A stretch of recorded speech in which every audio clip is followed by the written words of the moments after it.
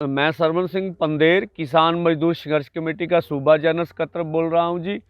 हमारी किसान यूनियन ने जो किसान मजदूर संघर्ष कमेटी है उनकी सूबा कमेटी ने फैसला किया है कि हम 17 अक्टूबर तक रेल रोको आंदोलन बढ़ा रहे हैं।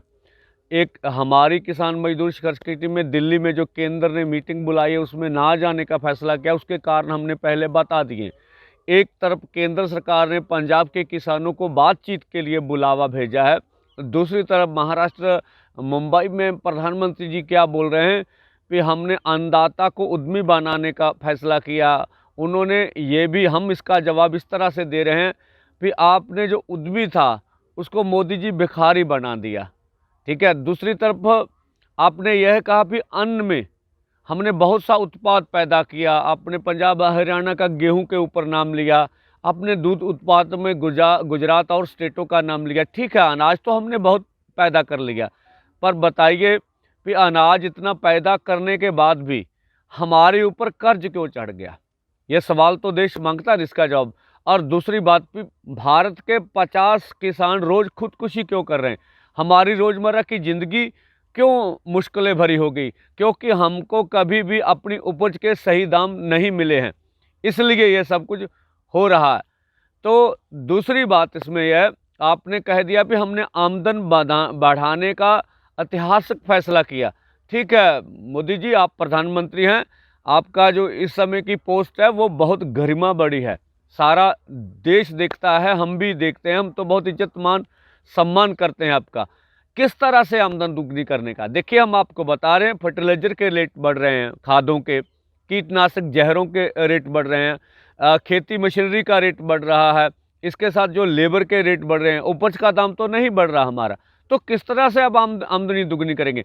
एक स्टेट जो आधा भारत से ज़्यादा भारत है, उनकी आमदन 17,000 रुपये सालाना एक परिवार है। पंजाब की आमदन 24,000 एक परिवार है। तो ये दुगनी भी कर दे तो कितना फ़ायदा मिलेगा हमें? पर दुगनी करने का आपके पास कोई रोड मैप तो है नहीं। आपकी सरकार ने सब्सिडी उठाने का फैसला कर लिया। भारत सरकार हमें 1.17 हज़ार करोड़ की सब्सिडी दे रही थी, अब आपने 4 सालों में सब्सिडी वापस लेने का फैसला कर ला। हमारे जो इनपुट्स हैं, जो लागत खर्च हैं, वो लगातार बढ़ रहे हैं, हमारी आमदनी कम हो रही है।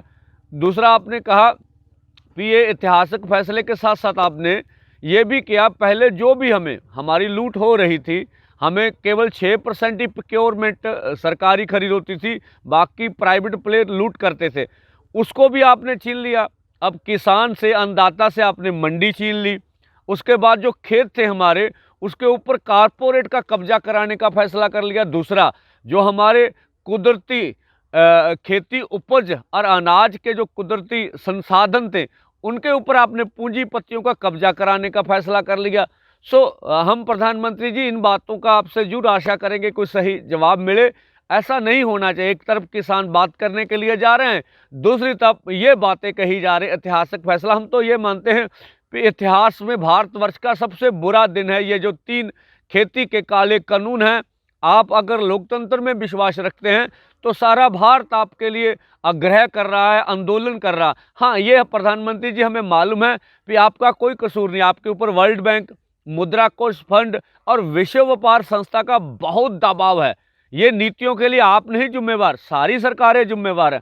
पर हम इसीलिए आंदोलन कर रहे हैं कि आपके ऊपर से दुनिया के जो पूंजीपति, उनका हम बोझ हटा दें और आप सही निर्णय लेके इन खेती कानूनों को रद्द करवा दें। धन्यवाद। वाहिगुरु जी का खालसा, वाहिगुरु जी की फतेह।